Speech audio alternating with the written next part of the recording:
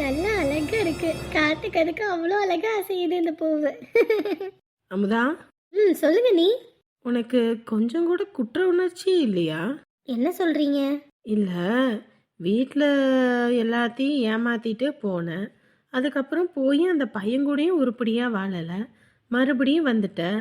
வந்து 1 வீக் கூட முழுசாக ஆகலை. ஏன், எனக்கு மஞ்சள் கயிறில் கிழங்கு கூட வாடலை.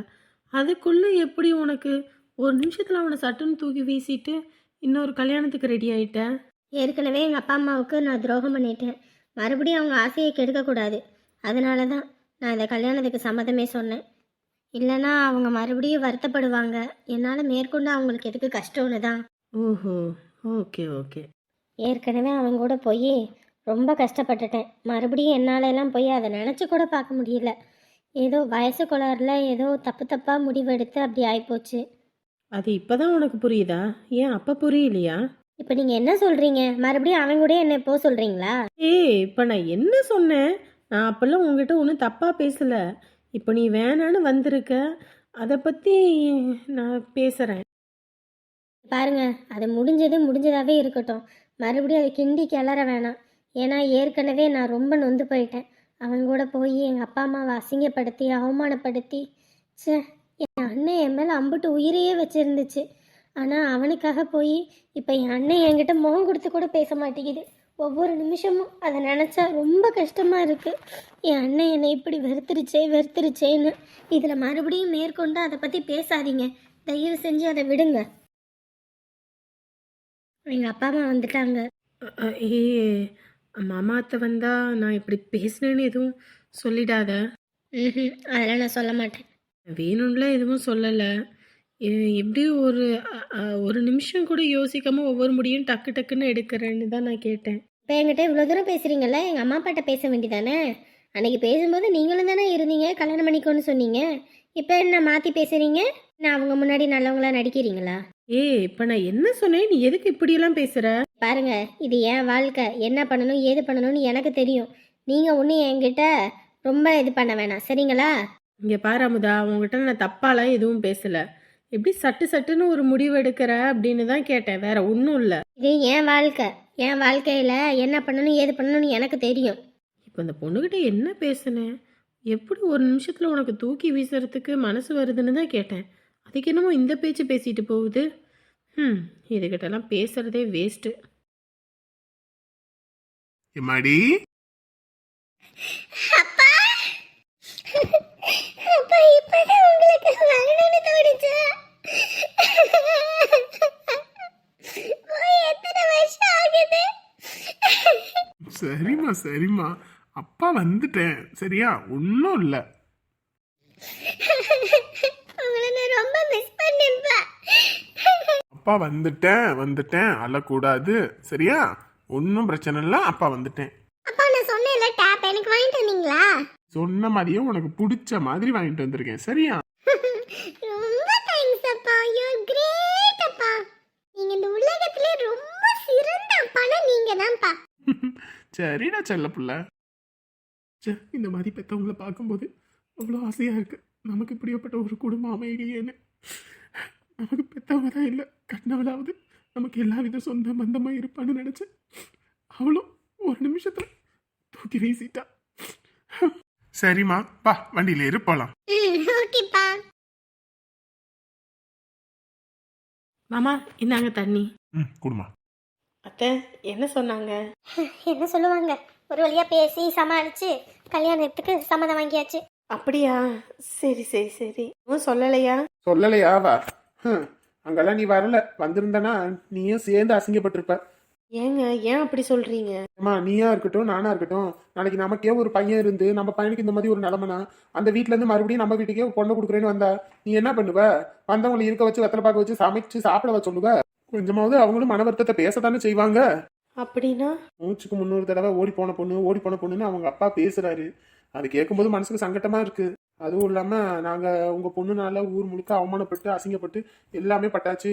இனிமே பெருசாலாம் கல்யாணம் பண்ண முடியாது, காலங்காக வச்ச மாதிரி சின்னதா பண்ணலாம் அப்படின்னு சொல்றாங்க. கேரு, நான் சொல்றேன், ஏமாடி அதெல்லாம் ஒன்றும் பிரச்சனை இல்லைம்மா, கல்யாணம் பண்ணி வைக்கலாம். அவங்களாம் நல்லா பார்த்துக்கிறேன்னு சொல்லிட்டாங்க. முதல்ல 100 பவுன் பேசணும், அப்போ 150 பவுனா கேட்குறாங்க. BMW காரை விட்டுட்டியே. ஆமாம், அதுவும் கேட்குறாங்க. ஏத்த என்னத்த இது பொண்ணா பொருளா இப்படி காசு கேட்குறாங்க? பண்ணின தப்புக்கு பிராயச்சித்தம் பண்ணி தானே ஆகணும். என்ன பண்ணுறது? இவரை விட்டாலும் வேற யார் கல்யாணம் பண்ணுவா? 2ஆம் தடவை யார் கட்டுவா? ஒரு தடவை சந்தையில் விலை போன காயை மறுபடியும் யார் வாங்குவா? அதை அறுத்து குழம்பு வச்சா உண்டு இல்லையா? அப்படியே விட்டோம்னா புழு புழுத்து ஈசலா வீணா போயிடும்.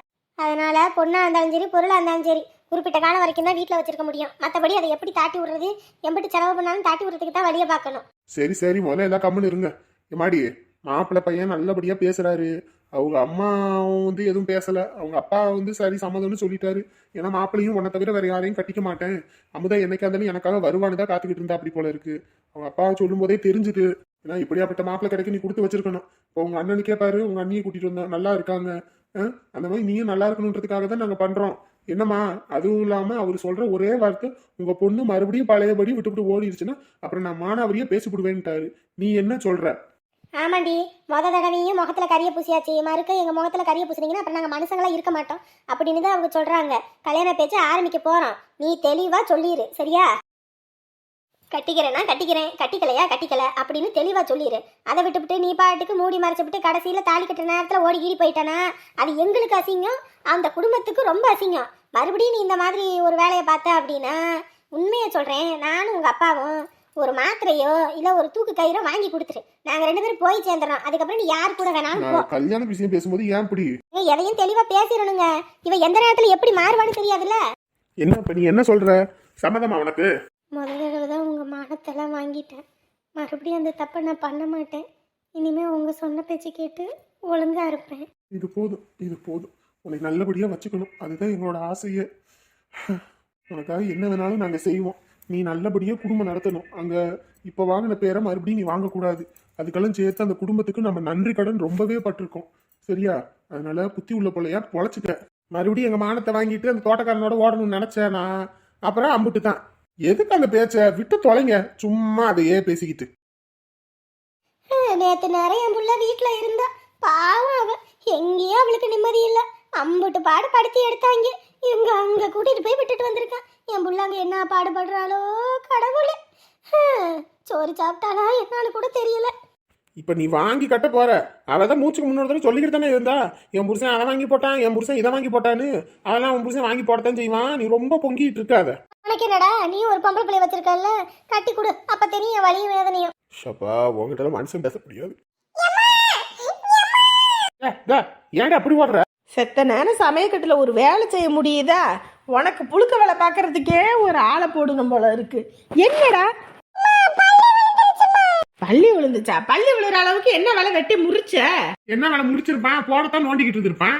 பள்ளி விழுகிற நவுந்து இருந்து தொலைய வேண்டிதானே? போன பக்கத்துக்கு ஐயாவுக்கு நேரம் சரியா இருக்கும். இதுல எங்க அவருக்கு வந்து நவுறதுக்கு நேரம் இருக்கும்?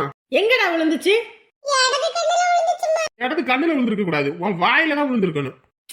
என்னங்க கம்முனு இருங்க, என்ன ஏதுன்னு தெரியல. பள்ளி விழுந்துச்சு, அது அதுக்கு ஒவ்வொரு பலன் இருக்கு. நானே பயந்துகிட்டு இருக்கேன். பள்ளி விழுந்தா என்ன பயம்? அந்த பள்ளிக்கு என்ன ஆச்சோன்னு நினைச்சுதான் பயப்படணும். இவனுக்கெல்லாம் ஒன்னும் ஆகாது, நீ கவலையெல்லாம் படாத போ. என்னடா நொப்பா? 10 ரூபா சம்பாதிச்சு போறதுக்கு துப்பு இல்ல, நொப்பா போடுறான் நொப்பா. ஐயா, உங்க 2 பேர்த்து பஞ்சாயத்து என்னைக்கு ஓயாது போங்க. ஏண்டா முதல்ல தலைக்கு என்ன வச்சு குளிடா. ஏண்டி, முதல்ல குருவி குடு மாதிரி இருக்க தலைக்கு எண்ணெய் வைக்க சொல்லு, அதுக்கப்புறம் தலைக்கு எண்ணெய் வச்சு குளிக்கலாம்.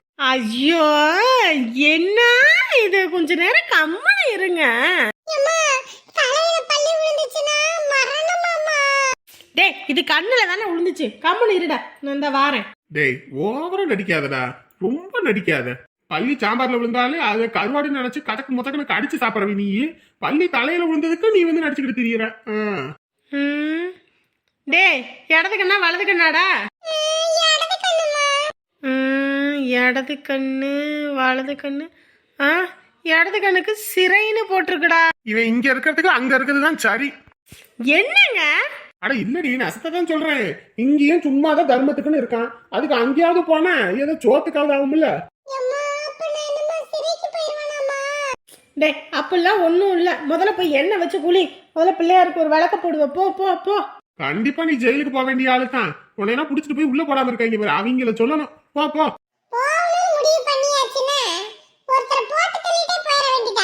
பாத்தியாடி உன் மையன் எப்படி பேசுறான்னு? ஏய், என்ன வார்த்தை பேசிக்கிட்டு இருக்க நீ? அவங்கன்னு சொன்னாரு நான் ஜெயிலுக்கு போக வேண்டிய ஆளு. அத்தை, ஒரு அம்மிக்கல் எடுத்து வந்து நன்னு தலையில போட்டேன்னு வையே, அப்புறம் ஜெயிலுக்கு போயிட வேண்டியதான். எடு தொடப்ப கட்டைய. பாடுபாவி பையன். இவன பையனாடி? இவன பையனா?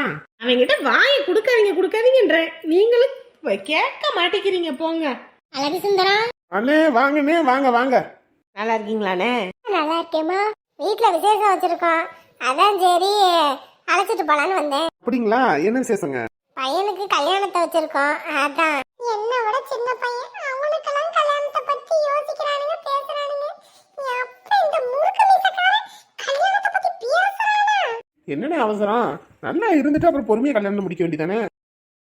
இல்லப்பா, நல்லா படிச்சான், படிச்ச உடனே வேலைக்கு போறான், கை நிறைய சம்பாதிக்கிறான்.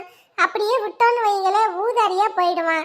அதனாலதான் காலத்துல ஒரு கால் கட்டை போட்டு விட்டோம்னா சம்பாதிக்கிற காசை மிச்சம் பண்ணுவான். அதுவும் இல்லாம பொண்டாட்டின்னு ஒருத்தி வந்துட்டா பொறுப்புன்றது ஒண்ணு வந்துடும். அதனாலதான் நம்ம இருக்கும்போதே இவங்களுக்கு எல்லாத்தையும் பண்ணி வச்சிடணும்னு சொல்லி ஒரு முடிவு பண்ணியாச்சு. அப்படிங்களா? சரிங்கண்ணே சரிங்கண்ணே. ஏதாவது உங்க பையன் வேலை செய்யற இடத்துல ஏதாவது வேலை இருந்தா பார்த்து போட்டு கொடுக்கலாம் நம்ம பையனுக்கு. அறம் போறவங்கிட்ட நம்ம மானத்தை வாங்குறதே இந்த ஆளுக்கு வேலையா போச்சு. ஓ அப்படியாப்பா, சரி வர சொல்லுங்க, என் பையன்கிட்ட சொல்றேன், பையன் கூட்டிட்டு போவான் வேலைக்கு. நானும் ஊர்ல உள்ளவங்க எல்லாத்துக்கிட்டையும் கேட்டு பார்த்துட்டேனே, ஒரு வேலையும் செட் ஆக மாட்டேங்குது. போனாலும் சம்பளம் வாங்கிட்டு வர மாட்டேங்கிறான், பொறுப்பே இல்லாம இருக்கிறான். இவனெல்லாம் நம்பி நாளைக்கு ஒரு பொண்டாட்டியே வந்து என்ன பண்றது? அதுதானே கேட்டேன். நீங்க எதுவும் தப்பா எடுத்துக்காதீங்க. அவன் மான மரியாதையெல்லாம் மொத்தமா வலிச்சு நக்கியாச்சு. இனிமே வேற தனியா வேற வாங்கறதுக்கு இருக்குதா? சரிப்பா கண்டிப்பா வர சொல்லு, சரியா? என்னன்னு பார்த்து பேசிக்கலாம். வரும்போது நீட்டா வரணும், முடியெல்லாம் வெட்டி. அதெல்லாம் கவலைப்படாதீங்க, ஒட்ட நறுக்கி போட்டு கூட்டிட்டு வரேன். சரி, எல்லா பக்கமும் பத்திரிக்கை வைக்க வேண்டியது இருக்கு, வந்து வாங்கிக்கோங்கப்பா. கண்டிப்பா குடும்பத்தோட எல்லாரும் வந்துடணும். அதெல்லாம் நீங்க சொல்லணுமா? கண்டிப்பா வந்துடுறேண்ணே. சரி, அப்ப நான் போயிட்டு வரேன். அண்ணே வந்து காப்பி தண்ணி கூட குடிக்கல, இருங்கண்ணே காப்பி வைக்கிறேன். இருக்கட்டுமா, நம்ம ஊர்ல எல்லார் வீட்லயும் பத்திரிக்கை எல்லாம் காப்பி தண்ணி டீ ஜூஸ்ன்னு எல்லாம் கொடுக்குறாங்களா, குடிச்சு வயிறே வெந்து போன மாதிரி இருக்குமா. அதனால வேண்டாம், சரியா? நான் குடிச்சிட்டு வந்துட்டேன். வந்துருங்க மறக்காம. சரிங்க அண்ணே. பாத்தியா, நம்ம வீட்டுல இந்த தடிமாட விட சின்ன பையன் தான். அவன்லாம் பாரு ஒரு வேலை வெட்டிக்கு போய் கல்யாணம் பண்ணி வைக்கிறாங்க. ஆமா, உங்க மான மரியாதை காத்துல தொங்குது. யாரும் இருந்தாலும் பறிச்சு போட்டு போறதுக்கு போடாங்கிட்டு வந்தவரே சொல்றாரு முடிய வெட்டுன்னு. ஒரு முடிய வெட்டுறியா? முதல்ல பல்லு